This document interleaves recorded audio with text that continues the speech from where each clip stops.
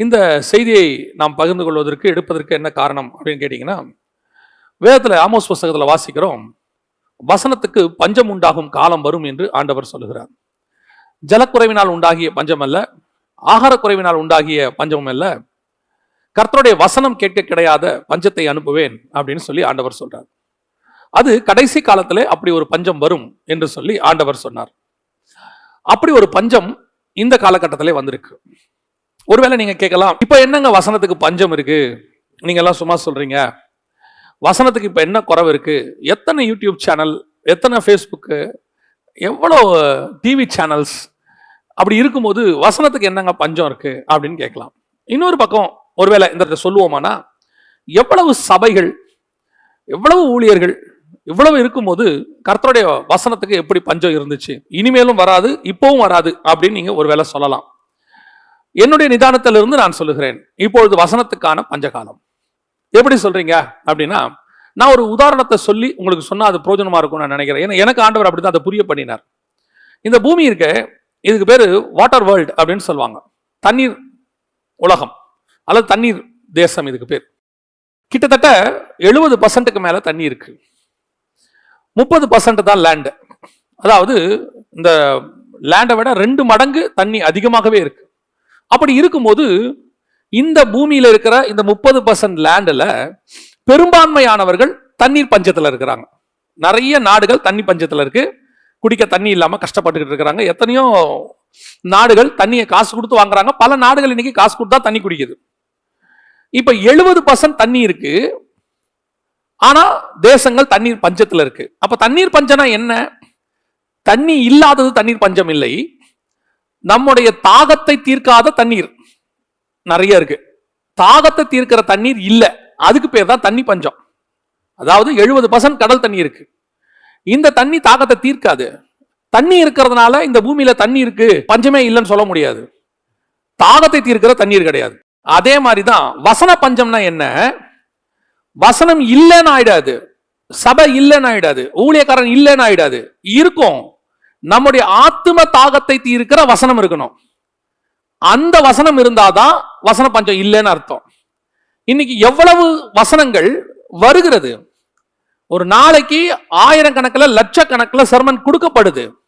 ஆனா எவ்வளவு உங்கள் ஆத்தும தாகத்தை தீர்க்கிறது, நம்ம ஆத்மாவை குத்துகிறதாக, அல்லது நம்ம ஆத்மாவை திருப்தி பண்ணுகிறதாக, அல்லது நம்முடைய ஆத்மாவுக்கு கேள்விகளுக்கு பதில் கொடுக்கக்கூடியதாக எந்த அளவுக்கு வசனம் இருக்கு? அது கிடைக்கலன்னா தான் அதுக்கு பேர் தான் வசன பஞ்சம். இன்னைக்கு அதுதான் அந்த காலகட்டம் தான் இருக்கு. நாம எதையுமே நிறைய இருக்குன்னு வச்சு டிசைட் பண்ணக்கூடாது. நிறைய இருக்கிறதுனால பஞ்சம் இல்லைன்னு அர்த்தம் இல்லை. எது நம்முடைய தேவையோ அந்த தேவை கிடைக்காவிட்டால் அதுக்கு பேரு பஞ்சம், அதான் அதோடைய அர்த்தம். இப்ப வசன பஞ்ச காலம். இந்த வசன பஞ்ச காலத்துக்கு என்ன காரணம் அப்படிங்கிறதுக்கு முன்னாடியே ஒரு சம்பவம் இதே மாதிரி பைபிள்ல நடந்திருக்கு. இதே மாதிரி ஒரு வசன பஞ்ச காலம் பூமியில வந்திருக்கு.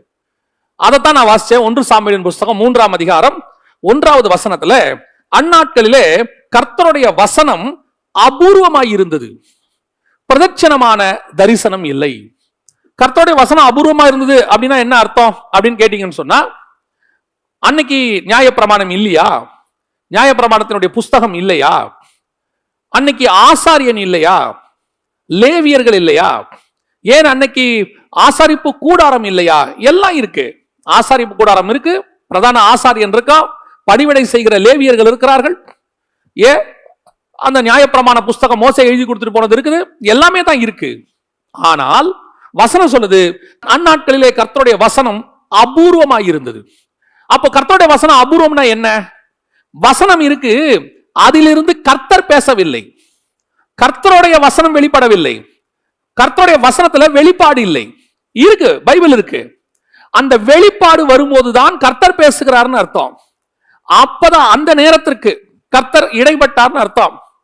அதுதான் கர்த்தருடைய வசனம் அபூர்வமாய் இருந்தது. அதாவது இஸ்ரவேல் ஜனங்களுக்கு பாத்தீங்கன்னா, இந்த கர்த்தருடைய வசனம் வெளிப்படுறதுக்கு நிறைய மெத்தட் வச்சிருந்தாங்க. நிறைய மெத்தட்ஸ் அவங்ககிட்ட இருந்துச்சு, ஆண்டவரே ஏற்படுத்தி கொடுத்தார். ஒன்று, கர்த்தர் அவர்களுக்கு நேரடியாய் பேசுவார், அப்படி ஒரு மெத்தட் இருந்தது. 2வது, சில தீர்க்கதரிசிகள் வழியாக பேசுவார், அப்படியும் இருந்தது. 3வது, இந்த வசனத்தின் மூலமாக பேசுவார், அப்படியும் இருந்தது. 4வது, ஊரீம் தும்மீம்னு சொல்வாங்க, ஆசாரியனுடைய ட்ரெஸ்ல இருக்கும். அதுல வந்து கர்த்தருடைய சித்தம் வெளிப்படும். அதனாலதான் சவுல் ஒரு இடத்துல சொல்வாரு, கர்த்தர் எனக்கு ஊரிம் தும்மிம் வழியாகவும் பேசவில்லை அப்படின்னு சொல்வார். அதற்கு பிறகு சொப்பனங்கள் தரிசனங்கள் இருந்தது, அதன் வழியாகவும் கர்த்தர் பேசல. அப்ப எல்லா விதத்திலும் கர்த்தருடைய வெளிப்பாடு அவர்களுக்கு கிடைக்கல. கர்த்தர் அவர்களுக்கு அந்த காலத்துல எல்லாத்தையும் நிறுத்தி வச்சிருந்தார். அதோட ஒட்டி வருது, பிரதட்சணமான தரிசனம் இருந்ததில்லை, வார்த்தையும் இல்லையா, தரிசனமும் இல்லையா. இன்னைக்கு அப்படி ஒரு நிலைமை தான் போயிட்டு இருக்குது. இன்னைக்கு தீர்க்கதரிசிகள் இருக்கிறார்கள், ஆனால் கர்த்தருடைய தீர்க்கதரிசிகள் இருக்கிறார்களா? அதுதான் கேள்வி. இன்னைக்கு வசனம் இருக்கிறது, கர்த்தருடைய வசனம் இருக்கிறதா? அதான் கேள்வி. நான் தீர்க்கதரிசிகள் இல்லை என்று சொல்லவில்லை. கர்த்தருடைய தீர்க்கதரிசிகள் எங்கே இருக்கிறார்கள்? எங்கேயோ கண்மலை வெடிப்புக்குள்ளே அவர்கள் மறைந்திருக்கிறார்கள். எங்கேயோ அவர்கள் ஒரு இடத்துல ஒளிப்பிடத்தில் அவர்கள் மறைந்திருக்கிறார்கள். கெபியிலே ஒரு 7000 பேர் இருக்கிறார்கள், இல்லை என்று சொல்லவே மாட்டேன். கர்த்தர் தமக்குரியவர்களை பூமியில எப்பொழுதும் வைத்திருப்பார். ஆனால் இன்னைக்கு சோ கால்டு ப்ராஃபட்ஸ், பெரும்பான்மையானவர்கள், நான் யாரையும் நேரடியாக குறை சொல்லவில்லை, பெரும்பான்மையானவர்கள் ப்ராஃபட்ஸ் எப்படி இருக்கிறாங்க? வசனம் சொல்லுது, தங்களுடைய ஆவியின் ஏவுதலை பேசுகிற மதிகட்ட தீர்க்கதரிசி அப்படின்னு வசனம் சொல்லுது.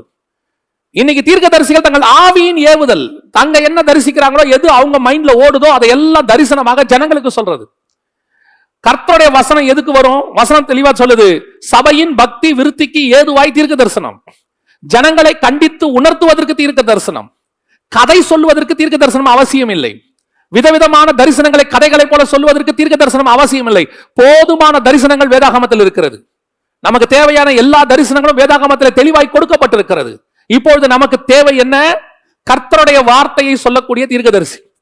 ஒரு பேரழிவு வருகிறது என்றால், 1,20,000 பேர் இருக்கக்கூடிய ஒரு நகரம் அழிய போகிறது என்றால், அந்த நகரம் அழியக்கூடாது என்று மனஸ்தாபப்பட்டு ஒரு தீர்க்கதரிசியை அனுப்பி வெளிப்படையாய் பேசின ஆண்டவர், இன்னைக்கு கோடி கணக்கில் ஜனங்கள் சாகும் போது இதை முன்னறிவிக்கிற ஒரு தீர்க்கதரிசி நமக்கு இல்லை. 1,20,000 பேர் சாகறதுக்கே ஒத்துக்காத ஆண்டவர் அவர். அவர் அன்னைக்கு சொல்றாரு, வலது கைக்கும் இடது கைக்கும் தெரியாத 1,20,000 பேர் இருக்கிறார்களே அப்படின்னு கேட்டு ஒரு தீர்க்கதரிசியை அனுப்பின ஆண்டவர், இன்னைக்கு கோடிக்கணக்கானவர்கள் சாகும் போது நமக்கு அதை அறிவிப்பதற்கு தீர்க்கதரிசி இல்லை இன்னைக்கு. ஆனால் தீர்க்கதரிசிகள் இருக்கிறார்கள். எதற்காக இருக்கிறார்கள்? உன்னுடைய காதுகளுக்கு நல்ல சந்தோஷமான வார்த்தைகளை கொடுத்து, உன்னை வந்து ஒரு 3 மணி நேரம் என்டர்டைன் பண்றது, 2 மணி நேரம் என்டர்டைன் பண்றது, 3/4 மணி நேரம் என்டர்டைன் பண்ற ப்ராஃபட்ஸ் இருக்கிறார்கள். எங்கே வருகிறதை உனக்கு உண்மையும் உத்தமமாய் அப்படியே பிரத்யட்சமாய் சொல்லக்கூடியவர்கள் எங்கே? வசனம் எங்கே? இன்னைக்கு அதான் இல்ல. ரெண்டாவது, தரிசனம் இல்லை. அந்த வசனம் சொல்லுது பாருங்க, பிரதட்சணமான தரிசனம் இல்லை. அப்படின்னா என்னன்னா, விஷன் போயிருச்சு. இன்னைக்கு விஷனே கிடையாது. மினிஸ்ட்ரியினுடைய விஷன் என்ன? ஊழியம் என்பதனுடைய அடிப்படை என்ன? ஊழியத்தினுடைய அடிப்படை பேஸ் ஒரே ஒரு லைன் தான், ஒரு வார்த்தை தான் ஊழியத்தினுடைய அடிப்படை பேஸ், சோல் வின்னிங். இதை தவிர்த்து வேற ஒன்று கிடையவே கிடையாது. எந்த ஊழியமா இருந்தாலும் ஆத்ம ஆதாயம் என்கிறதான ஒரு வார்த்தையின் மேல் தான் இருக்கிறது. இன்னைக்கு ஆத்ம ஆதாயத்திற்காக ஊழியமா அல்லது சொந்த ஆதாயத்திற்காக ஊழியமா? இதான் இன்னைக்கு கேள்வி. இன்னைக்கு இந்த ஊழியத்தினாக என் ஊழியம் வளரணும், நான் வளரணும், நான் விஸ்தாரமாகணும், என்னுடைய ஃபியூச்சர் அதனால கட்டப்படணுங்கிற எண்ணம் இருக்கே ஒழிய ஆத்ம ஆதாயம் பண்ணணும் இருக்கா?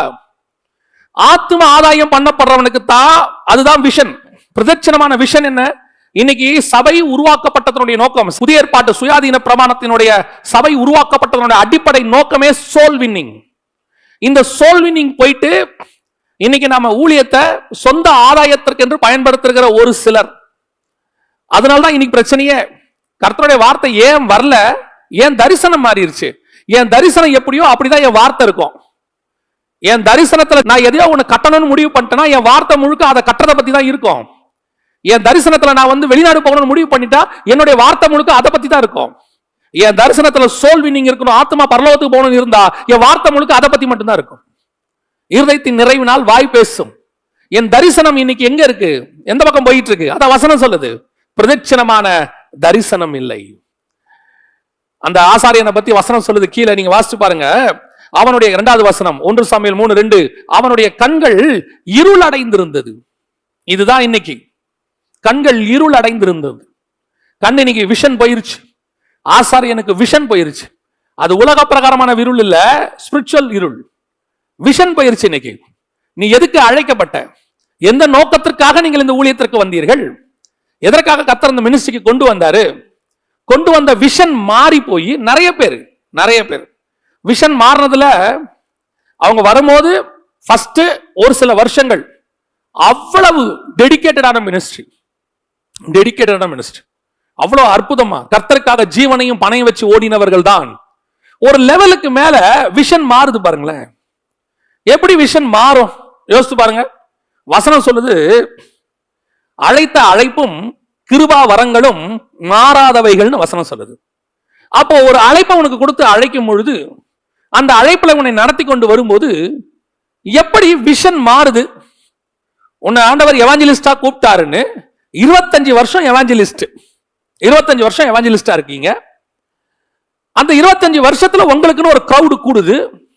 ஒரு கிரவுடு கூடின உடனே ஒரு டேட்டா பேஸ் உங்களுக்கு கிடைச்ச உடனே இந்த கிடைச்ச கூட்டத்தை தக்க வைத்துக் கொள்ள வேண்டும் என்று நீங்கள் மெய்ப்பனாக மாறுகிறீர்கள். உங்கள் விஷன் இருளடைகிறது. எப்படி அழைப்பு மாறும்? தங்கள் ஓட்டத்தை முடிவு பரியந்தம் ஓடி முடித்தவர்கள் நமக்கு சொல்லிக் கொடுத்து போனது என்ன?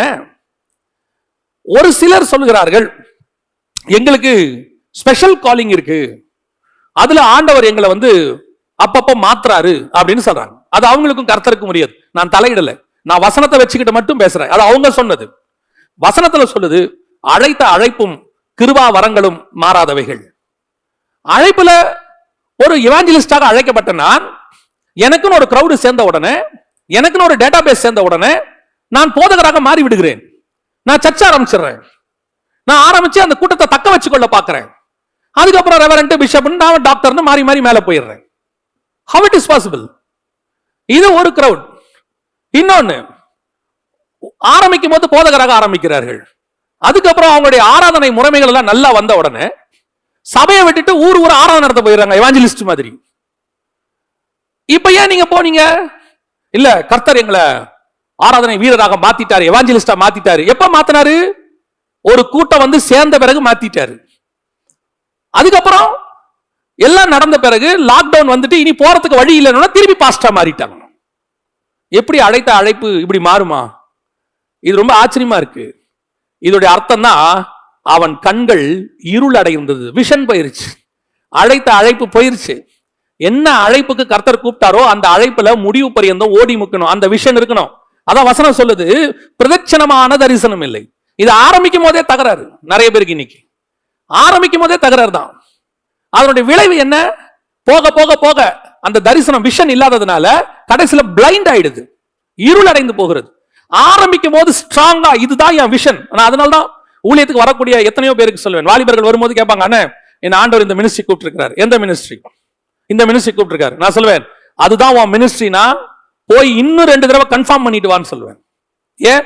நீ ஆரம்பிக்கிறதுக்கு முன்னாடி 10 தடவை கூட கன்ஃபார்ம் பண்ணலாம். நீ அதை பத்தி எத்தனை தடவை வேணா ஆண்டவர்கிட்ட கேட்கலாம்.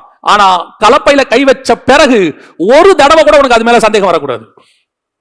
ஆரம்பிக்கிறதுக்கு முன்னாடி 10 தடவை கூட ஆண்டவர்கிட்ட கேட்டுக்க, ஆண்டவரே இதான் என் ஊழியமா, இதான் என் ஊழியமா. கர்த்தர் உனக்கு கன்ஃபார்ம் பண்றதுக்கு தயாராக இருக்கிறார்.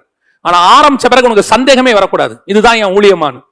ஏன்னா ஊழியத்தின் பாதையில ஏற்ற இறக்கங்கள் வரும், தாழ்வுகள் வரும், இல்லாமை வரும், குறைவுகள் வரும், ஆசீர்வாதங்கள் வரும், எல்லாம் வரும். இதெல்லாம் வரும்போது ஒரு சந்தேகமும் வரும். கர்த்தர் என்ன இதுக்குதான் கூப்பிட்டாரா? கர்த்தர் என்ன அழைச்ச அழைப்பு இதானா அப்படின்னு ஒரு சந்தேகம் வரும். அப்பெல்லாம் உன்னை நிக்க வைக்க போறது எது தெரியுமா? கர்த்தர் கொடுத்த அந்த பிரதட்சணமான தரிசனமோ கர்த்தருடைய வார்த்தையும் தான் உன்னை நிக்க வைக்கும். இதுதான் உன் ஊழியன். கர்த்தர் கூப்பிட்டாருல்ல, ஒரு வார்த்தை வசனம் கொடுத்தாருல்ல, ஒரு தரிசனம் கொடுத்தாருல்ல, அதுதான் உன்னை கடைசி வரைக்கும் நிக்க வைக்கும். இல்ல கண்கள் இருளடைந்து போகும். கண்கள் இருளடைஞ்சிருச்சு, வார்த்தை வராது, படிக்க முடியாது, அவ்வளவுதான். இன்னைக்கு அதான் வசன பஞ்ச காலம். ஏன்? ஏலியினுடைய கண்கள் இருளடைந்திருந்தது. வசனம் சொல்லுது, அவனுடைய கண்கள் இருளடைந்திருந்தது. முதலாவது, ஏலிக்கு விஷன் போயிருச்சு. இன்னைக்கு உங்க விஷனை பத்திரமா பார்த்துக்கோங்க. உடனடியாக கேட்ராக் ஆபரேஷன் பண்ணியே ஆகணும். அப்படின்னா என்ன அர்த்தம்? எது உங்களை பார்வையை மறைச்சிருக்கோ அதை கிளீன் பண்ணி எடுக்கணும். இன்னைக்கு நிறைய கேட்ராக் ஆபரேஷன் பண்ண வேண்டிய ஊழியர்கள் நிறைய பேர் இருக்கிறாங்க. ஏன்னா அவங்க விஷனை வேற என்னவோ திரை மறைச்சிருச்சு, உலக ஆசீர்வாதங்கிற திரை மறைச்சிருச்சு. இதை விட இது சேஃப். எத்தனை வருஷம் தான் இவாஞ்சலிஸ்டா நம்ம ஊரா சுத்துறது? ஒரு லிமிட்டுக்கு மேல ஒரு இடத்துல உட்காந்துட்டாதான் நல்லது அப்படின்னு சொல்லி ஒரு இடத்துல நம்ம சேஃபா உட்கார பார்க்கிறோம். இதுதான் அடுத்த மிஸ்டேக். ஒரு ஊழியர் சொன்னாரு, ஊழியத்துக்கு வந்தா 2 வருஷத்துக்குள்ள செட்டில் ஆயிரணும், அதுதான் சரியான ஊழியம் அப்படின்னாரு. ஊழியத்தினுடைய அடிப்படையா உங்களுக்கு தெரியல. ஏன் தெரியுமா? ஊழியம் என்பது இங்க செட்டில் ஆகிற இடம் இல்ல. இந்த பூமியே செட்டில் ஆகிற இடமே கிடையாது. ஃபர்ஸ்ட் இது கூடாரம். ஊழியம் என்பது செட்டில் ஆகிற இடம் இல்லை. இது நம்ம செட்டில்மெண்ட்டுக்கு போகிற இடம், செட்டில்மெண்ட்டுக்கு ஜனங்களை கொண்டு போய் சேர்க்கிற இடம். நம்முடைய செட்டில்மெண்ட் அங்க இருக்கு, அவனவன் கிரியக்கத்தக்கதான பலன் அங்க இருக்கு. இங்க செட்டில் ஆகணுங்கிற எண்ணம் வந்துருச்சு. இப்போ ஏலியோடைய இரண்டாவது தப்பு என்னன்னு பாருங்களேன். 1 சாமுவேலின் புஸ்தகம் 1ஆம் அதிகாரம் 9வது வசனம். சீலோவிலே அவர்கள் புசித்து குடித்த பின்பு அன்னாள் எழுந்திருந்தால் ஆசாரியனாகிய ஏலி கர்த்தருடைய ஆலயத்தின் வாசல் நிலையண்டையிலே ஒரு ஆசனத்தின் மேல் உட்கார்ந்திருந்தான் அப்படின்னு இருக்கு. ஆச்சரியங்க இந்த வசனத்தை படிச்ச போது. இது ரொம்ப கேஷுவலா இருக்கும். இந்த வசனத்தை நீங்க படிச்சீங்கன்னா, ஆக்சுவலா ஆசாரிப்பு கூடாரத்துல கர்த்தர் நிறைய செய்ய சொன்னாரு. திரைச்சீலை செய்ய சொன்னாரு, உடன்படிக்கை பெட்டி செய்ய சொன்னாரு, மேஜை செய்ய சொன்னாரு, பரிசுத்த ஸ்தலம், மகா பரிசுத்த ஸ்தலம், வெண்கல தொட்டி எல்லாம் இருக்கு, எல்லாம் செய்ய சொன்னாரு. ஆனா ஒரு இடத்துல கூட நாக்காளி செய்ய சொல்ல மாட்டாரு. மேஜை செய்ய சொல்வாரு, நாக்காளி கிடையாது. ஒரு இடத்துல கூட நாக்காளி இருக்கவே இருக்காது. நாக்காளியோ முக்காலியோ ஆசனம்னு ஒண்ணு இருக்காது. இந்த இடத்துல வசனம் சொல்லுது ஆசனத்தின் மேல் உட்கார்ந்து இருந்தான். அப்போ ஆசாரியன் என்ன பண்ணணும்? எபிரேயர் நிருபம் 10ஆம் அதிகாரம் 11வது வசனத்துல ஆசாரியன் என்ன பண்ணணும் அப்படின்னு சொல்லப்பட்டிருக்கு. எபிரேயர் நிருபம் 10ஆம் அதிகாரம் 11வது வசனம் நான் வாசிக்கிறேன். அன்றியும் எந்த ஆசாரியனும் நாடோறும் ஆராதனை செய்கிறவனாயும் பாவங்களை ஒரு காலம் நிவர்த்தி செய்யக்கூடாத ஒரே வித பலிகளை அநேக தரம் செலுத்துகிறவனாயும் நிற்பான். இவரோ பாவங்களுக்காக ஒரே பலியை செலுத்தி என்றென்றைக்கும் தேவனுடைய வலது பாரசத்தில் உட்கார்ந்து. இயேசு கிறிஸ்து வருகிற வரைக்கும் ஆசாரியன் என்ன செய்யக்கூடாதான்? உட்காரக்கூடாது, நிக்கணும். எங்க நிக்கணும்? ஆசாரிப்பு கூடாரத்துல நிற்கிற நாளளவும் ஆசாரியன் நிற்க வேண்டும். அதான் உண்மை. ஏலி என்ன பண்ணிட்டாரு? சேர் போட்டு உட்கார்ந்துட்டாரு. அதுவும் எங்க உட்கார்ந்துட்டாரு? ஆலயத்தின் வாசல் நிலையண்டையில. ஒருத்தனும் உள்ள போக விடாம உட்காந்துட்டான், வாசல் நிலையிட்ட உட்காந்துட்டான். இன்னைக்கு அநேக ஊழியர்கள் பரிசுத்த ஸ்தலத்துக்குள்ளும் மகா பரிசுத்த ஸ்தலத்துக்குள்ளும் ஜனங்கள் பிரவேசிக்காதபடிக்கு தடையாய் உட்கார்ந்து இருக்கிறார்கள். நிக்கணும். எதுக்கு நிக்கணும்? வழிகாட்டுறதுக்கு நிக்கணும். நீங்க இப்ப கூட பார்த்திருப்பீங்க, நம்ம சர்ச்சில் வாசல்ல மூப்பர்கள் நிப்பாங்க. எதுக்காக நிக்கிறாங்கன்னா, வரவங்களை வரவேற்று உள்ள அனுப்புறதுக்கு. உள்ள வாங்க. அவங்க என்ன பண்ணுவாங்க? அந்த ஃப்ரண்ட்ல போய் உட்காருங்க, அங்க ஒரு இடம் இருக்கு பாருங்க, அங்க உட்காருங்க, அங்க போய் உட்காருங்கன்னு சொல்றதுக்கு, அவங்க வழிகாட்டுறதுக்கு நிப்பாங்க. ஆனா ஆசாரியன் என்ன பண்றாரா? வாசல்ல சேர் போட்டு உட்காந்துட்டாரு. அவர் நிக்க வேண்டியவர். வரவனை உள்ளுக்குள்ள அழைச்சு கொண்டு போய் பரிசுத்த ஸ்தலத்துக்குள்ள கொண்டு போய் அவனுக்கு சொல்லி கொடுக்கணும். அந்த வாசல்ல நிக்க வச்சு அந்த பரிசுத்த ஸ்தலத்துல இருக்கிற 12 அப்பனா என்ன, பொன் குத்து விளக்குனா என்ன, இத பத்தி எல்லாம் சொல்லி கொடுக்க வேண்டியவன் தான் ஆசாரியன். ஆசாரியனுடைய வேலை என்ன? யாரும் உள்ள போக விடாம தடுக்கிறது. இன்னைக்கும் அநேக ஊழியங்கள் அந்த நிலைமையில தான் இருக்குது. எந்த நிலைமையில? ஒருத்தரையும் பரிசுத்த ஸ்தலத்துக்குள்ளேயும் மகா பரிசுத்தத்துக்குள்ளேயும் போக விடாம. அன்னைக்கு போக முடியாது, இன்னைக்கு போலாம். இன்னைக்கு மகா பரிசுத்த ஸ்தலம் திரைச்சிலை கிழிஞ்சாச்சு. ஆனா இன்னைக்கும் நிறைய பேர் வாசல்ட்டே நிக்கிறான், மீடியேட்டர். ஆண்டவர்கிட்ட போக விடாம தடுக்கிறவங்க. நான் சொல்லுவேன், இந்த விசுவாசிகளுக்கு நான் சொல்லுகிறேன், இந்த புதிய ஏற்பாட்டினுடைய இந்த சுயாதீன பிரமாணத்தினுடைய கர்த்தருக்கும் உங்களுக்கும் உள்ள உறவை புரிந்து கொள்ளுங்கள். முதல்ல, you don't have any mediators in New Testament church. இந்த நியூ டெஸ்ட்மென்ட் சர்ச்சில் இருக்கிற ஊழியக்காரங்களாம் யாருன்னு கேட்டீங்கன்னா, உங்களை தேவனோடு கூட கிட்டி நெருங்கி சேர வைப்பதற்கு உதவி செய்கிறவர்கள்.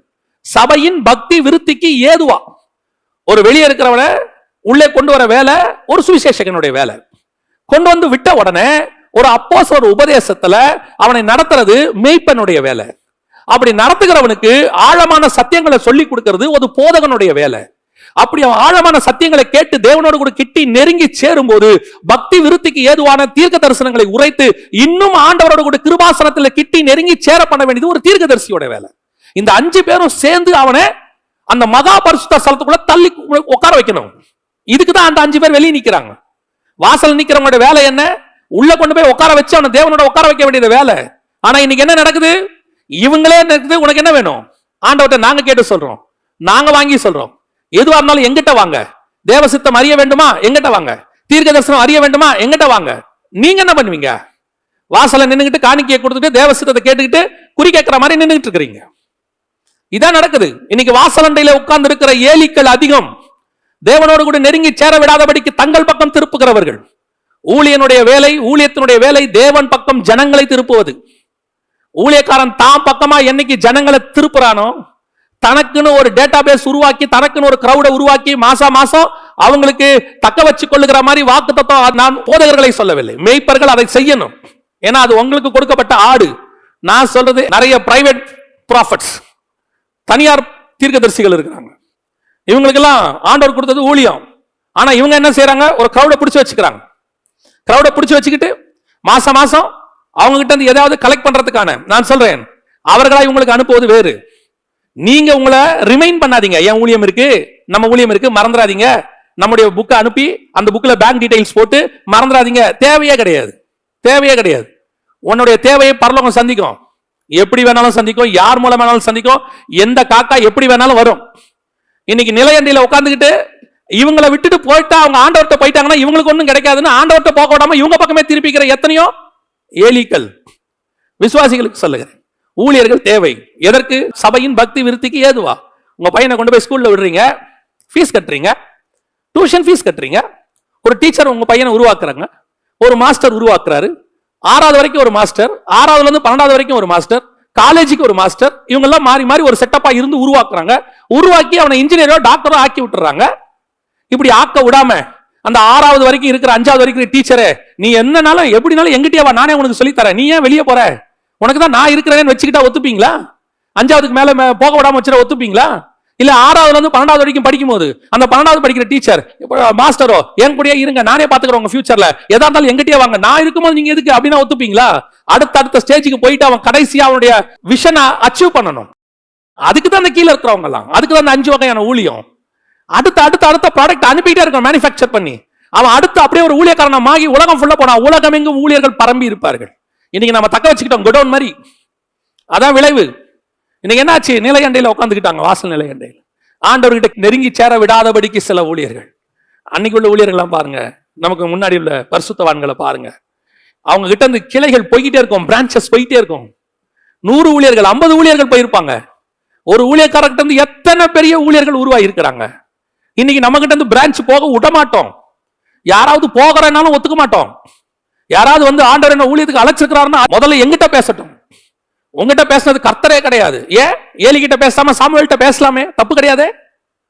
இன்னைக்கு நிறைய அப்படிதான் நடந்துகிட்டு இருக்குது. நான் எதையும் குறை சொல்ல வேண்டும்னு சொல்லல, அவன் வழி அவனை விடுங்க. நீங்க ஏன் நிலத்தண்ணியில உட்காந்துக்கிட்டு உள்ள போக விடாம தடுக்கிறீங்க? ஏலியோட முடிவு என்ன தெரியுமா? இப்படி உட்காந்து டிஸ்டர்ப் பண்ணிட்டே இருந்தவர் கடைசியா என்ன ஆயிட்டார் தெரியுமா? 1 சாமுவேலின் புஸ்தகம் 3ஆம் அதிகாரம் 2வது வசனம். ஒரு நாள் ஏலி தன்னுடைய ஸ்தானத்துல படுத்து கொண்டிருந்தான். நிக்க வேண்டியவன் உட்காந்தவன் படுத்துட்டான் தன்னுடைய ஸ்தானத்துல. ஊழியம் படுத்துருச்சு. சிலர் சொல்றாங்க நல்லா வந்த மினிஸ்ட்ரிங்க திடீர்னு அப்படியே படுத்துருச்சு. ஆமா, ஒரு விஷயத்தை நம்ம மறந்துடுறோம். இந்த உலக பிரகாரமான எம்என்சி கம்பெனிகளுக்கு, அரசாங்கத்துக்கு, ஸ்டேட் கவர்மெண்ட்டுக்கு, சென்ட்ரல் கவர்மெண்ட்டுக்கு வேலை பார்க்கறவங்கள ஒருவேளை அந்த கவர்மெண்ட் கவனிக்காம கூட விட்டுரும். 58 வருஷம் 60 வருஷம் வேலையே பார்க்காம கூட ஓபி அடிச்சுட்டு ரிட்டையர் ஆனவங்க கூட இருக்கிறாங்க. சின்சியரா வேலை பார்த்துட்டு வந்தவங்களும் இருக்கிறாங்க. ஒரு சிலர் அதுல தப்பு செஞ்சுட்டு அந்த தண்டனைக்கு மாட்டாம தப்பிச்சு வந்தவங்களும் இருக்கிறாங்க. ஒரு சிலர் தப்பு செஞ்சு தண்டனை அனுபவிச்சவங்களும் இருக்காங்க. ஆனா நம்ம பாக்குறமே ஒரு கவர்மெண்ட்டுக்கு வேலை, ஹெவன்லி கவர்மெண்ட், அது சொல்லாம கொள்ளாம அழகா தூக்கும், அழகா படுக்க வைக்கும். எங்க படுக்க வச்சுச்சுன்னு உங்களுக்கே தெரியாது, படுத்திருக்கும். நம்ம நினைச்சுக்கிட்டே இருக்கோம் ஓடிக்கிட்டே இருக்கிறோம்னு. அதெல்லாம் கரெக்டா ஆபரேஷன் ஆண்டவர் செய்வாரு. நிறைய பேருக்கு இன்னைக்கு இதான் பிரச்சனை. மினிஸ்ட்ரிங்கிறது ஒரு லெவல் வரைக்கும் ஓடிட்டு முடியும் போது அப்படியே மேல போயிடணும், அடுத்த கிளையை விட்டுட்டு போயிட்டே இருக்கணும். பவுல் ஆரம்பிச்சாரு, பவுலுக்கு பையன் கிடையாது, பவுலுக்கு பேர பையன் கிடையாது, மெயினா பவுலுக்கு மருமகன் கிடையாது. ஆனா பவுல் ஆரம்பிச்ச மினிஸ்ட்ரி இன்னை வரைக்கும் நடக்குது. இன்னைக்கு நமக்கு அப்புறம் நம்ம அப்படியே பார்த்து ஒப்படைச்சிட்டு போறோம். பையன்கிட்டையும் மருமகன்கிட்டையும் பேரங்கிட்டையும் கரெக்டா ஒப்படைச்சிட்டு போறோம். அடுத்த ஜெனரேஷன்ல மினிஸ்ட்ரி படுத்துருது பாத்தீங்களா? அவங்க ஜெனரேஷன்ல இருந்த மினிஸ்ட்ரி இவங்க ஜெனரேஷன்ல விஸ்தாரம் ஆகல பாத்தீங்களா? இன்னைக்கு 1 மடங்கு இருந்தா அடுத்து 2 மடங்கு ஆயிருக்கணும்ல, 2 மடங்கு இருந்தா அடுத்து எலிசா வரும்போது 4 மடங்கா மாறணும்ல. ஏன் மாறல? 25,000 பேர் நடத்துற சபை அடுத்த ஜெனரேஷன்ல 8,000 மாறிடுச்சு, அடுத்த ஜெனரேஷன்ல 4,000 மாறும். ஏன் மாறுது? காரணம் என்ன? உண்மையிலேயே வளர்ச்சி தானே இருந்திருக்கணும், படுத்துருச்சு பாருங்களேன். அதாவது நம்ம சொல்லிக்கலாம், அந்த மினிஸ்ட்ரியில இருக்கிறவங்க சொல்லிக்கலாம், அதெல்லாம் கிடையாது, எங்க மினிஸ்ட்ரி நல்லா தான் நடந்துட்டு இருக்கு. அப்படியே ஓவராலா எல்லாருக்கும் தெரியும், போன ஜெனரேஷன்ல இருந்த அந்த ஊழியம் இப்ப இல்ல, அது படுத்துருச்சுங்க. ஏன்? ஏலி படுத்துட்டாரு. நீ யார் தெரியுமா? போன ஜெனரேஷன்ல எவனையும் உள்ள விடாம உட்காந்துட்டு இருந்தவன். யாரும் வந்துடக்கூடாது, நான் தான் பண்ணுவேன், நானும் எனக்கும் ஆண்டவருக்கும் நடுவில் யாரும் கிடையாது, யாரா இருந்தாலும் என்ன பார்த்து தான் ஆண்டவரை பார்க்கணும் சொன்னவெல்லாம் அடுத்த ஜெனரேஷன்ல படுத்துருவான். மினிஸ்ட்ரி நம்ம சொத்து இல்ல. இந்த மினிஸ்ட்ரிக்கு நம்மளை அழைச்சது கர்த்தருடைய கிருபை. உண்மை உள்ளவன் என்று நம்பி இந்த கனமான ஊழியத்திற்கு என்னை அழைத்தார். அவ்வளவுதான் வசனம் சொல்லுது. இது என்னோடது அல்ல. இதை முடிச்ச உடனே அப்படியே அடுத்தவங்களுக்கு, அது யார்கிட்ட வேணா இருக்கலாம். ஒருவேளை ஆண்டவர் உங்க பையன்கிட்ட கொடுத்துட்டு போன்னு சொன்னா கூட கொடுத்துட்டு போங்க, அதெல்லாம் ஒன்றும் தப்பே கிடையாது. ஆனா பையன்கிட்ட கொடுக்கறதுக்காகவே பையனை வளர்க்கக்கூடாது, மருமகன்கிட்ட கொடுக்கறதுக்காகவே மருமகனை வளர்க்கக்கூடாது. கர்த்தர் யார்கிட்ட கொடுக்க சொல்றாரோ கொடுக்கணும். இன்னைக்கு நம்ம அப்படியே மினிஸ்ட்ரியை யார் கைக்கும் போய் விடாம உங்க அடுத்த ஜெனரேஷன்ல அது படுத்துறோம். அதுக்கு அடுத்த ஜெனரேஷன்ல என்ன ஆகும் தெரியுமா? இல்லாமல் போயிடும். ஏலியோட வம்சமே இல்லை பாருங்களேன். ஏலியோட வம்சமே காணாம போச்சு. அதுக்கப்புறம் சாமுவேல் வந்துட்டாரு, ஏலியோட கதை முடிஞ்சு. அதைத்தான் சொல்றேன், உன் மினிஸ்ட்ரி நல்லா நடக்கணும்னா, தலைமுறை தலைமுறையா இருக்கணும்னா, கர்த்தர் வரும் அளவும் இந்த ஊழியம் நடக்கணும்னா, முதல்ல உன் விஷன் கரெக்டா இருக்கணும். முதல்ல உனக்கு கர்த்தருடைய அந்த வாக்குத்தத்த வசனம் சரியாக இருக்கணும் ஊழியத்துக்கான. அடுத்தபடியா கர்த்தர்கிட்ட ஜனங்க போறதுக்காக தான் நான் இருக்கிற வரைக்கும் என்கிட்ட தான் நீங்க எல்லாம் வரணும். அதுக்கப்புறம் தான் நீங்க கர்த்தர்கிட்ட போகணும்ன்றதெல்லாம் இருக்கக்கூடாது. நீ உன் பக்கம் ஜனங்களை திருப்புறவனாய் அல்ல, கர்த்தர் பக்கம் திருப்புகிறவனாய் மாறணும். அதான் ரொம்ப இம்பார்ட்டன்ட். இன்னைக்கு நிறைய பேருடைய மிஸ்டேக் அங்கதான் இருக்குது, தாம் பக்கம் திருப்புறாங்க. நான் தான் சொல்லுவேன், இன்னைக்கு ஊழியங்கள் தேவன் வர்ஷிப் பண்ணணும், காட தான் வர்ஷிப் பண்ணணும். இன்னைக்கு ஹீரோ வர்ஷிப் ஆகிட்டு இருக்கு. கர்த்தருடைய கிருபை, இந்த ஹீரோ வர்ஷிப் பண்ணவங்களாம் 1.5 வருஷமா காணாம போயிருக்கிறாங்க. அது வரைக்கும் சோத்திரம். இப்பவும் ஒரு சிலர் மட்டும் ஆன்லைன்லயும் அந்த வேலையை செஞ்சுக்கிட்டு இருக்கிறாங்க. ஏன்னா இந்த 2 வருஷமா எல்லாம் அடைச்சதுனால இந்த ஹீரோ வர்ஷிப் பண்ண ஆளெல்லாம் காணாம போச்சு. தாம் பக்கமா வித்தியாசமா பேசி, அப்படியே டிஃபரெண்டா பேசி, மிமிக்ரி பண்ணி, அப்படியே நூதனமான உபதேசத்தை பேசி, எப்படியாவது ஜனங்களை கவர் பண்ணணும், தாம் பக்கம் திருப்பணும்னு சொன்னதெல்லாம் இப்ப காணாம போயிருச்சு ஒரு 1.5 வருஷமா. இது ஒருவேளை திருப்பி எல்லாம் நார்மலாச்சுன்னா வர்றதுக்கு வாய்ப்பும் இருக்கு. மந்தையை தப்ப விடாத ஓநாய்கள் வரும் திருப்பி. ஆனா விசுவாசிகள் நீங்க நல்லா தெரிஞ்சுக்கொள்ளுங்க, there is no mediators. நீங்க எவ்வளவுக்கு எவ்வளவு தேவனோட சேரணுமோ நெருங்குங்க. கர்த்தரோட நீங்க பேசுங்க. பேசுகிற தேவனை வச்சுக்கிட்டு இருக்கிறீங்க, நீங்க ஏன் பேச மாட்டேங்கிறீங்க? பல நேரங்களில் ஊழியர்கள் கெட்டு போறதுக்கு நீங்களும் ஒரு காரணம். நீங்க போய் ஒரு தீர்க்கதரிசி சும்மா தான் இருக்கிறாரு, அவர் வீடு தேடி போய் இல்ல அவருக்கு போன் பண்ணி, ஆண்டவர் என்ன பத்தி என்ன சொல்றாரு, என் எதிர்காலத்தை பத்தி என்ன சொல்றாரு, ஏன் உங்க எதிர்காலத்தை பத்தி நீங்களே கேளுங்க. நல்ல இதுக்கு என்ன தெரியுமா உடனே சொல்றாங்க, அதுக்கு தானே தீர்க்கதரிசி இருக்கிறார். ஓ எதிர்காலத்தை நீ கேட்கறதுக்கு தீர்க்கதரிசி கிடையாது. என் ஃபியூச்சர் எனக்கு தெரியணும், இதுக்கு எதுக்கு தீர்க்கதரிசி? என் ஃபியூச்சர் எனக்கே தெரியலனா there is a mistake in my spiritual life. என் குடும்பத்தை பத்தி எனக்கு தெரியலனா என் ஆவிக்குரிய வாழ்க்கையில ஏதோ மிஸ்டேக் இருக்குன்னு அர்த்தம். உங்க வீட்டுக்காரர் உங்களை வெளியே கூட்டிட்டு போவாரா இல்லையாராங்கிறது உங்களுக்கு தெரியணும்.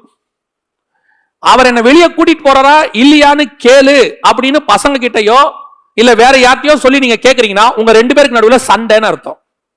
நான் சொல்றது உங்களுக்கு புரியுதா? இப்போ கணவன் மனைவி இருக்கும் போது அம்மா சாப்பாடு போட சொல்லு, ஏமா சாப்பாடு எடுத்து வைமான்னு சொன்னார்னா ரிலேஷன்ஷிப் கரெக்ட். இவரு உங்க அம்மா சாப்பாடு கொண்டாட சொல்லு அப்படின்னா இவங்க 2 பேருக்குள்ள ரிலேஷன்ஷிப்ல பிரச்சனை இருக்குன்னு அர்த்தம். அதே தான் சொல்றேன், உங்க வாழ்க்கையை பத்தின விஷயத்தை நீங்கள் தான் உட்கார்ந்து தேவனோட பேசணும். இன்னொரு ஆளை கூட்டு வந்து அவர்கிட்ட கேட்டு சொல்லுங்கன்னு சொன்னா உனக்கும் தேவனுக்கும் நடுவில் ஏதோ மிஸ்டேக், ஏதோ ஒரு பிரிவினை இருக்குன்னு அர்த்தம். அந்த முடிவுக்கு வாங்க. தீர்க்க தரிசனம் எப்ப தேவை? நீங்க ஸ்தம்பிச்சு போய் நிப்பீங்க, ஒரு முடிவெடுக்க முடியாம இருப்பீங்க, என்ன செய்யலான் இருக்கு, ஒருவேளை உங்களால ஜெபிக்க முடியாத சூழ்நிலையா இருக்கும், நீங்க உடைய மனபாரத்தோட இருப்பீங்க. அந்த நேரத்தில் தீர்க்க தரிசனத்துக்கு நீங்க தேட வேண்டாம், அது தானா வரும். ஏன் தெரியுமா? தீர்க்க தரிசியை நீ தேடி போறதை விட தேவன் உன்னை தேடி வருவார். அவர் இன்னும் அதிகம் உன்னை நேசிக்கிறார். ஐயோ என் பிள்ளை இப்படி ஸ்தம்பிச்சு போய் நிக்குது, அதுக்கு ஏதாவது ஒரு உதவி செய்யணுமேனு கழுதையை திறந்து கூட கர்த்தர் கிட்ட பேசுவார். நீங்க பண்ற மிஸ்டேக்கே நீங்க ஊழியக்காரனை கெடுத்துறீங்க. ஊழியக்காரங்கிட்ட போய் என்ன சொல்றாரு, என்ன பத்தி என்ன சொல்றாரு, என் பொண்ணை பத்தி என்ன சொல்றாரு, என் பையனை பத்தி என்ன சொல்றாரு, எதிர்காலத்தை என்ன சொல்றாரு, எல்லாத்தையும் நீங்க போய் கேளுங்க. அதுவும் லாக்டவுன்ல சும்மா தானே இருக்கீங்க, நல்லா முழங்கால் போட்டு ஜெபம் பண்ணுங்க, நல்லா ஃபாஸ்ட் பண்ணி ஜெபம் பண்ணுங்க. உட்காந்து யூடியூப் உட்காந்து பாக்குறத விட்டுட்டு நல்லா உட்காந்து ஒரு 1 மணி நேரம் ஜெபம் பண்ணுங்க. கர்த்தர் பேசுவார், கர்த்தர் இடைப்படுவார். ஊழியக்காரங்களை புரோக்கர்ஸ் மாதிரி மாத்தாதீங்க. நல்லா தெரிஞ்சுக்கொள்ளுங்க, உன் தேவன் உனக்குள்ளே இருக்கிறார், பரிசுத்த ஆவியானவர் உங்களுக்குள்ளே இருக்கிறார். உங்களுக்கு தேவையானதை ஆவியானவர் உங்களோடு பேசுவார். அடுத்தபடியா ஏலிகிட்ட இருந்த அடுத்த பிரச்சனை என்ன? 3வது 1 சாமுவேலின் புஸ்தகம் 3ஆம் அதிகாரம் 3வது வசனம். தேவனுடைய பெட்டி இருக்கிற கர்த்தருடைய ஆலயத்தில் தேவனுடைய விளக்கு அணைந்து போகும் முன்னே, நல்லா கவனிச்சுக்கொள்ளுங்க, தேவனுடைய பெட்டி இருக்கிற கர்த்தருடைய ஆலயத்தில் தேவனுடைய விளக்கு அணைந்து போகும் முன்னே அப்படின்னு இருக்கு. என்ன கொடுமை பார்த்தீங்களா? யாத்ராகமத்தின் புஸ்தகம் 27ஆம் அதிகாரம் 20வது வசனம் சொல்லுது. யாத்ராகமத்தின் புஸ்தகம் 27ஆம் அதிகாரம் 20வது வசனம், குத்து விளக்கு எப்பொழுதும் எரிந்து கொண்டிருக்க வேண்டும். நைட்ல கூட எரியணுமா அப்படின்னு கேட்டீங்கன்னா அடுத்த வசனம் சொல்லுது, சாயங்காலம் தொடங்கி 21வது வசனம், சாயங்காலம் தொடங்கி விடியற்காலம் மட்டும் கர்த்தருடைய சன்னிதானத்தில் அந்த விளக்கை எரிய வைக்க கடவர்கள். விளக்கு என்ன செய்யக்கூடாது? அணையக்கூடாது. வசனம் சொல்லுது விளக்கு அணையவே கூடாது. இது இன்னொரு இடத்துலயும் சொல்லப்பட்டிருக்கு. லேவியராகமத்தின் புஸ்தகம் 24ஆம் அதிகாரம் 2வது வசனம். லேவியராகமத்தின் புஸ்தகம் 24:2, குத்து விளக்கு எப்பொழுதும் எரிந்து கொண்டிருக்கும்படி அதற்காக இடிந்து பிழித்த தெளிவான ஒளிவ எண்ணெயை இஸ்ரவேல் புத்திரர் உன்னிடத்தில் கொண்டு வரும்படி அவர்களுக்கு கட்டளையிடு. 2வது வசனம் தெளிவா சொல்லுது, குத்து விளக்கு எப்பொழுதும் எரிந்து கொண்டிருக்கும்படி. ஆல்வேஸ் அப்படின்னா என்ன அர்த்தம்? விளக்கு எரிஞ்சுக்கிட்டே இருக்கணும். விளக்கு என்ன செய்யக்கூடாது? அணைந்து போகக்கூடாது. இங்க வசனம் சொல்லுது, 1 சாமுவேல் புஸ்தகம் 3ஆம் அதிகாரம் 3ஆம் வசனம், தேவனுடைய பெட்டி இருக்கிற கர்த்தருடைய ஆலயத்தில் தேவனுடைய விளக்கு அணைந்து போகும் முன்னே. விளக்குனா என்னங்க? விளக்கு ஏன் அணையக்கூடாது அப்படின்னு கேட்டீங்கன்னா, வெளிப்படுத்தின விசேஷம் 21ஆம் அதிகாரம் 23வது வசனம், நகரத்திற்கு வெளிச்சம் கொடுக்க சூரியனும் சந்திரனும் அதற்கு வேண்டுவதில்லை, தேவனுடைய மகிமையே அதை பிரகாசித்தது, ஆட்டுக்குட்டியானவரே அதற்கு விளக்கு. அப்ப இந்த விளக்கு யாரு? இயேசு கிறிஸ்து. ஆசாரிப்பு கூடாரத்துல 7 கிளை உள்ள பொன் குத்து விளக்குனா அந்த 7 கிளை என்பது 7 சபை. எங்க கேக்குறீங்களா? 7 பொன் குத்து விளக்குகளின் மத்தியில் உலாவுகிறவர் சொல்லுகிறதாவது எபேசு சபைக்கு எழுதும் போது 2ஆம் அதிகாரம் 1-2 ஆண்டவர் சொல்றாரு, 7 பொன் குத்து விளக்குகளின் மத்தியில் உலாவுகிறவர் சொல்லுகிறதாவது. 1ஆம் அதிகாரம் கடைசி 2 வசனம் வாசிச்சீங்கன்னா, குத்து விளக்குகளின் ரகசியத்தை நான் உனக்கு சொல்லுகிறேன்னு சொல்லி அந்த 7 குத்து விளக்குகளும் 7 சபைகளாம்னு இருக்கு. அப்போ விளக்கை கொளுத்தி தண்டின் மேல் வைப்பார்கள் இருக்கு. அந்த எபேசு சபைக்கு கர்த்தர் சொல்லும் போது என்ன சொல்றாரு? மனம் திரும்பு, இல்லாவிட்டால் சீக்கிரத்தில் நான் வந்து உன் விளக்கு தண்டை எடுத்து போடுவேன் அப்படிங்கிறாரு. விளக்கு தண்டு யாரை குறிக்குது? சகரியாவின் புஸ்தகம் 4ஆம் அதிகாரம் கடைசி 12, 13, 14 வசனம் சொல்லுது, மறுபடியும் நான் அவரை நோக்கி, பொற்குழாய்களின் வழியாய் தொங்கி பொன்னிறமாய் எண்ணெய் தங்களில் இறங்க பண்ணுவர்களாகிய ஒலிவ மரங்களின் 2 கிளைகள் என்னவென்று கேட்டேன். இவைகள் என்ன என்று உனக்கு தெரியாதா? இவைகள் 2ம் சர்வலோகத்துக்கு ஆண்டவராக இருக்கிற சமூகத்தில் இருக்கிற அபிஷேகம் பெற்றவர்கள் அப்படின்னு இருக்கு. அப்போ குத்துவிளக்கு என்பது அதோடைய அமைப்பு என்னன்னா, தண்டு ஊழியக்காரன் விளக்கை கொளுத்தி தண்டின் மேல் வைப்பார்கள். விளக்கு என்பது இயேசு கிறிஸ்து. இப்போ இதனுடைய அடையாளம் தான் அங்க இருக்கு. இப்போ விளக்கு அணையக்கூடாதுன்னா என்னன்னா, சபையில கர்த்தருடைய மகிமை பிரகாசம் குறையக்கூடாதுன்னு அர்த்தம். காட்ஸ் பிரசன்ஸ் அங்க இருந்துகிட்டே இருக்கணும்னு அர்த்தம். அதான் ஆண்டவர் சொல்றாரு, விளக்கு அணையாதபடி சபைக்குள்ள இயேசு கிறிஸ்து உலாவது நிக்க கூடாதுன்னு அர்த்தம். விளக்கு அணையுதுன்னா என்ன அர்த்தம்? இயேசு உலாவது நிக்குதுன்னு அர்த்தம். கர்த்தருடைய பிரசன்னம் அங்க குறையுதுன்னு அர்த்தம். கர்த்தருடைய மகிமை இல்லாமல் போகுது. இன்னைக்கு பல இடங்கள்ல அதான் நடக்குது. பல இடங்களிலே கர்த்தருடைய மகிமை இல்லை, கர்த்தருடைய வசனம் இல்லை. இப்ப என்ன சொல்லுது? விளக்கு அணைந்து போகுது, கர்த்தரே இல்லை. முதல் வசனத்துல கர்த்தருடைய வசனம் இல்லை. அடுத்து இருள் அடைந்தது, விஷன் போயிடுச்சு, தரிசனம் போச்சு. முதல்ல வசனம் போகும், அப்புறம் தரிசனம் போகும், கடைசியா கர்த்தரே போவார். விளக்கு அணைந்து போகும் முன்னே. இன்னைக்கு பல ஊழியங்கள்ல கர்த்தரே இல்லை, கர்த்தரே கிடையாது, ஆண்டவரே இல்லாம மினிஸ்ட்ரி நடக்குது. இது உங்களுக்கே தெரியும். நீங்க சாதாரணமா பாத்தீங்கன்னாலே தெரியும், இந்த மாதிரி ஊழியத்துல கர்த்தர் இருப்பாரா? நான் குறிப்பிட்டு சொல்றேன், தப்பா எடுத்துக்காதீங்க. நான் பார்த்ததை சொல்றேன். ஒரு ஊழியத்துல, அது எந்த ஊழியம்னா உங்களுக்கு வேண்டாம், நான் ஒரு வீடியோ பார்த்தேன். அந்த ஊழியத்துல அந்த ஊழியக்காரர் சொல்றாரு, விசுவாசிகளை பார்த்து, நீங்கள் எல்லாம் தேவனுடைய ஆடுகள், ஓடி போய் வெளியே இருக்கிற புல்லை மேயுங்கிறார். ஜனங்க ஓடி போய் என்ன செய்யறாங்க? அந்த வாசல்ல இருக்கிற புல்லை மேயிறாங்க, லிட்டரலா புல்லு சாப்பிடுறாங்க. இதுல கர்த்தர் இருப்பாரா? இதுக்கு கர்த்தர் இருக்கிறாரா இல்லையான்னு ஆராய்ச்சியே வேண்டாம் நமக்கு. லிட்டரலா தெரியும். அங்கே இயேசுநாதர் சாப்பாடு இல்லைன்னு சொன்ன போது மீனையும் அப்பத்தையும் வர்த்திக்க பண்ணி தான் கொடுத்தாரு ஒழிய எல்லாம் போய் புல்லு மேயுங்கன்னு சொல்ல பாருங்க. இந்த ஊழியக்காரர் சொல்றாரு, என்ன சொல்றாரு? போய் எல்லாம் புல்லு மேயுங்க. ஜனங்க பாத்தீங்கன்னா ஆடு மாதிரி 4 காலம் நடந்து போய் புல்லு மேயிறான். இதுல எப்படி கர்த்தர் இருப்பார் நீங்க நினைக்கிறீங்க? இதுக்கெல்லாம் கர்த்தர் தேவையே இல்லை. ஒருத்தர் தரிசனம் சொல்றாரு, பரலோகத்துல நான் இதை பார்த்தேன் அதை பார்த்தேன்னு. அது பைபிள்ல இல்லாதது, அப்படி ஒரு தரிசனமே இல்லைன்னா தைரியமா சொல்லலாம் இதுல கர்த்தர் இல்லை. ஏன்? அந்த தரிசனத்துக்கும் பைபிளுக்கும் சம்பந்தமே இல்லையா? அப்புறம் ஏன் சொல்லணும்? ஒருத்தர் சொல்றாரு, உன்னுடைய அக்கவுண்ட்ல பணம் வருது, அதுக்கு ஒருத்தர் சாட்சி சொல்றான், இந்த அக்கௌண்ட்டை க்ளோஸ் பண்ணி 6 மாசம் ஆச்சு, ஆனா க்ளோஸ் பண்ண அக்கௌண்ட்ல எனக்கு பணம் வந்திருக்குதுங்கிறான். க்ளோஸ் பண்ண அக்கௌண்ட்ல இருந்து பணத்தை நீ எப்படி எடுப்ப? இப்ப இதுல எப்படி கர்த்தர் இருப்பாரு? கர்த்தர் கொடுத்தாருனாலும் க்ளோஸ் பண்ண அக்கௌண்ட்ல இருந்து எப்படி கொடுப்பாரு? சரி, அடுத்த கேள்வி, கர்த்தர் ஏன் அக்கௌண்ட்ல பணம் கொடுக்குறாரு? அப்ப இதுல கர்த்தர் இல்லை நம்ம டைரக்டா சொல்லாமல்ல, இதுல நம்ம சொல்ல வேண்டிய அவசியம் இல்ல. கர்த்தர் இருக்கிறாரா இல்லையா நம்ம யோசிக்கிறோம் அவசியமே கிடையாது. இதில் கர்த்தர் இல்லை. அதான் சொல்றேன், இன்னைக்கு பல ஊழியங்கள் விளக்கு அணைந்து போன ஊழியங்கள். ஆனா ஆசாரியன் அங்கதான் இருக்கான், அசோசியேட் பாஸ்டர் அங்கதான் உட்கார்ந்திருக்காரு, 2 பேரும் படுத்தா இருக்காங்க. both of them பார்க்கிறதுக்கு எப்படி இருக்கு? ஆசாரிப்பு கூடாரம், சமஸ்த இஸ்ரவேலருக்கும் ஹெட் குவார்ட்டர்ஸ். சபை எப்படி இருக்கு? பெருசு. ஊழியம் எப்படி இருக்கு? பெரிய ஊழியம், எல்லா நாட்டிலையும் கிளை. ஊழியம் எப்படி இருக்கு? அவர் பெரிய ஊழியருங்க, அவர்கிட்ட 10 கார் இருக்கு. கர்த்தர் இருக்கிறாரா? அதான் கேள்வி. வசனம் இருக்கா? அதுதான் கொஸ்டின். தரிசனம் இருக்கா? இன்னைக்கு இது எதுவுமே இல்ல. அப்புறம் என்ன ஊழியம்? இது நான் சொல்றது நம்மள ஆராய்ந்து பார்க்கிறதுக்கு. நம்மை நாமே நிதானித்து அறிந்தோமானால் நாம் நியாயம் தீர்க்கப்படும். உட்கார்ந்து சுய பரிசோதனை பண்ணணும், செல்ஃப் ஜஸ்டிஃபை பண்ணி பார்க்கணும். எப்படி பண்றோம்? நம்மகிட்ட ஆண்டவர் இருக்கிறாரா? மகிமை இருக்குதா? பிரசன்ஸ் இருக்குதா? அன்னைக்கு உள்ள ஊழியர் எல்லாம் எங்களுக்கு சொல்லி கொடுத்தவங்க எவாஞ்சலிஸ்ட் வருவாங்க சொல்லி கொடுக்கறதுக்கு. அவங்க சொல்லுவாங்க, ஊழியத்துல போய் ஏறி நின்று மேடையில ஏறதுக்கு முன்னாடி கர்த்தரோட பிரசன்னம் கொஞ்சம் குறைஞ்சிச்சும்பாங்க. அந்த கொஞ்சம் குறைஞ்சா கூட அவங்க கண்டுபிடிச்சிருவாங்க. எதனால கொஞ்சம் குறைஞ்சிச்சுன்னு போய் 1 மணி நேரம் அழுவாங்களாம். ஆண்டவரே பிரசன்ஸ் ஏன் குறைஞ்சிச்சு? நீ ஒரு ஆளை முறைச்சிட்ட, ஒரு ஆளை திட்டிட்ட, அதனால தேவன் தூரமா நிக்கிறாரு. ஐயோ மன்னிப்பு ஆண்டவரே, என்ன மன்னிச்சிருங்க, நான் இனிமேட்டு கோவப்பட மாட்டேன். அந்த கர்த்தரோட கூட அந்த உறவை சரி பண்ணிக்கிட்டு மேலே ஏறி வந்து நிக்கிறது. இன்னைக்கு என்ன கொடுமைனா, கர்த்தர் கூட இருக்கிறாரா இல்லையானே தெரியாது. அதுல கர்த்தரோட பிரசன்ஸ் இருக்கா இல்லையானே தெரியாது. தேவன் அங்கே மூவ் பண்றாரா இல்லையானே தெரியாது. இதுல ஒரு டிராபேக்கும் இருக்கு. நான் சொல்லிட்டு ஜெர்மனி முடிக்க விரும்புகிறேன். இதுல ஒரு டிராபேக்கும் இருக்கு. இதுல கிரியைன்னு ஒண்ணு நடக்கும் பாருங்களேன், அங்கதான் நம்ம ஏமாந்து போவோம் பாருங்க. என்ன கிரியை நடக்கும்? அங்கே ப்ராஃபசி வரும். ப்ராஃபசி வந்த உடனே 2 பேர் வந்து சொல்வாங்க, நீங்க சொன்ன ப்ராஃபசி துல்லியமாக இருந்தது. உடனே இவங்க என்ன டிசைட் பண்ணுவாங்க தெரியுமா? கர்த்தர் என் கூட இல்லாட்டி இது நடக்குமா? அடுத்த கொஸ்டின். அடுத்து ஒருத்தர் சொல்வாரு, ஹில் நான் ஸ்ட்ரெச்சர்ல கொண்டாந்தாங்க, நான் சுகமாயி நடந்து போறேன். பார்க்கிற அத்தனை பேரும் கர்த்தர் கூட இல்லாட்டி இது நடக்குமா? நான் சொல்றேன் நடக்கும். கர்த்தர் கூட இல்லாட்டி ப்ராஃபஸியும் வரும், கர்த்தர் கூட இல்லாட்டி ஹீலிங்கும் நடக்கும், கர்த்தர் கூட இல்லாட்டி டெலிவரன்ஸும் நடக்கும். நான் 2 சம்பவத்தை சொல்லிட்டு முடிக்கிறேன். முதலாவது, கர்த்தர் சொன்னார் மோசேயை பார்த்து, கண்மலையை பார்த்து பேசுன்னு சொன்னார். மோசே கண்மலையை அடித்தார். அடிச்ச உடனே தண்ணி வந்துதா இல்லையா? இதுதான் கொஸ்டின்.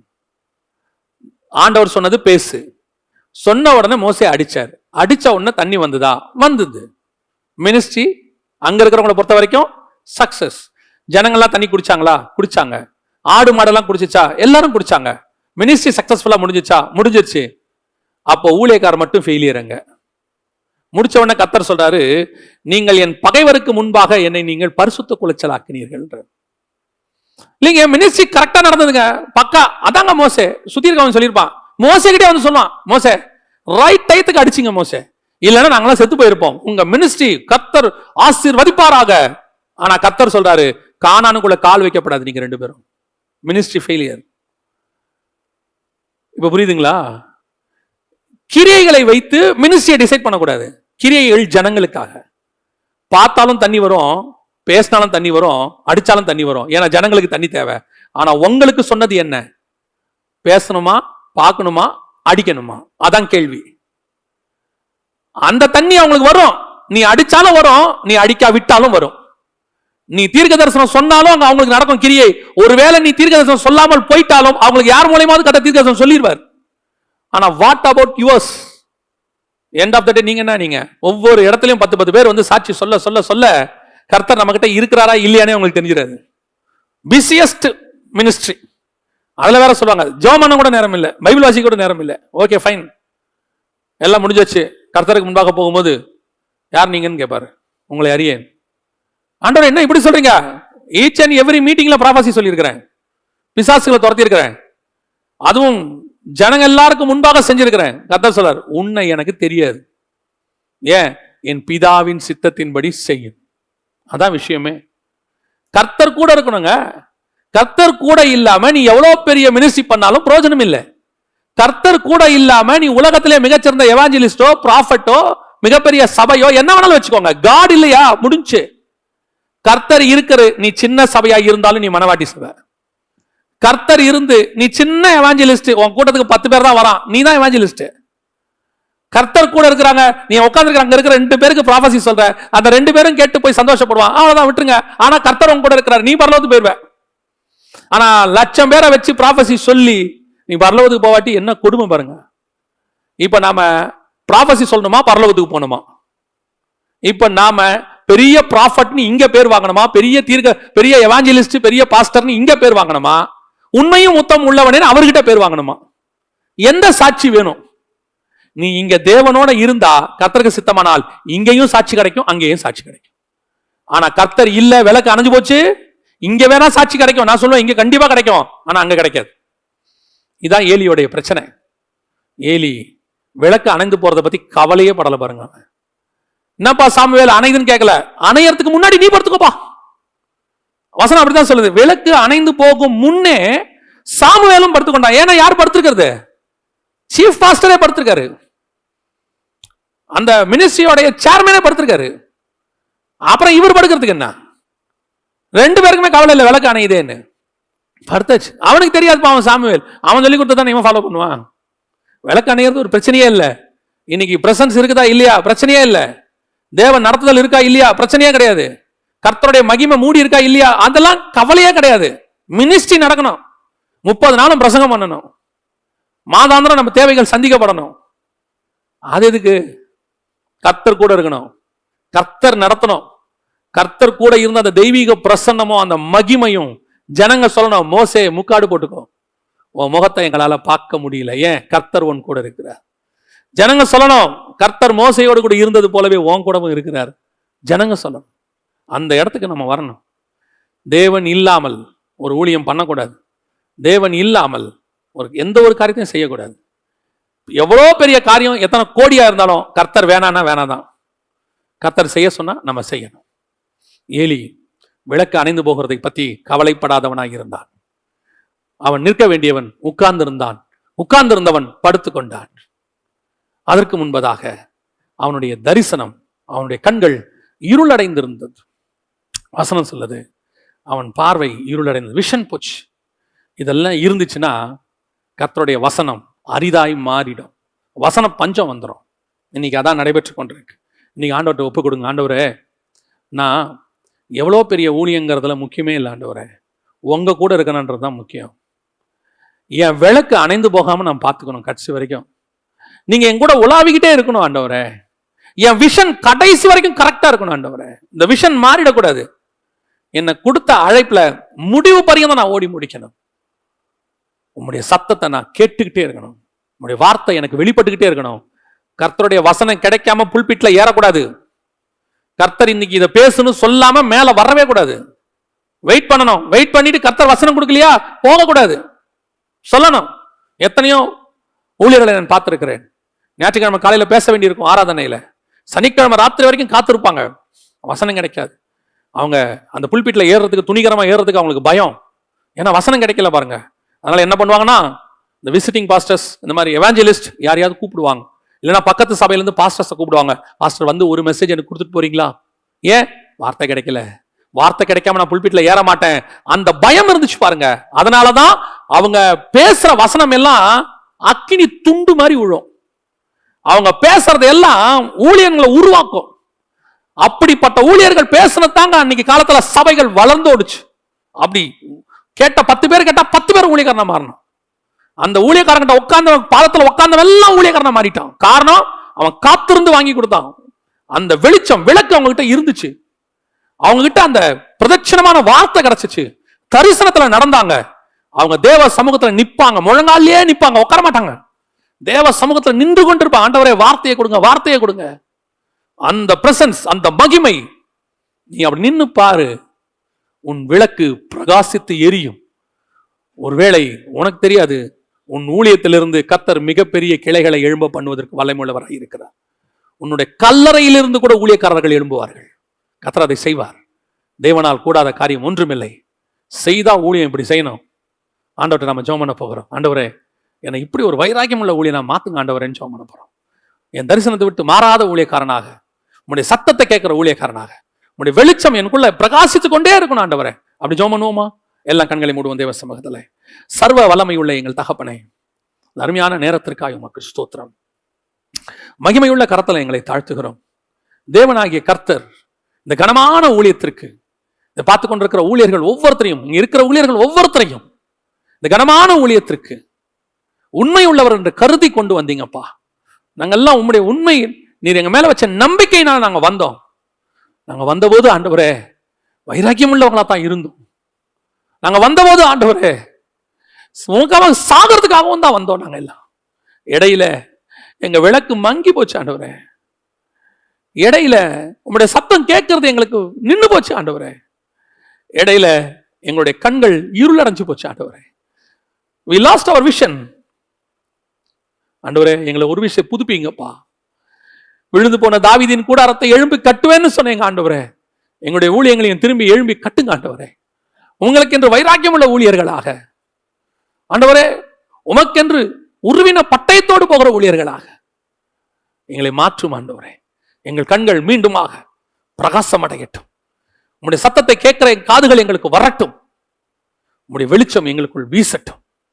இருக்கிற ஒவ்வொருத்தரையும் கர்த்தர் அப்படி ஆசீர்வதிப்பீராக. எங்கள் ஆண்டவர் இயேசுவின் நாமத்தில் ஒப்பு கொடுத்து ஜெபிக்கிறோம் எங்கள் ஜீவனுள்ள நல்ல பிதாவே. ஆமென்.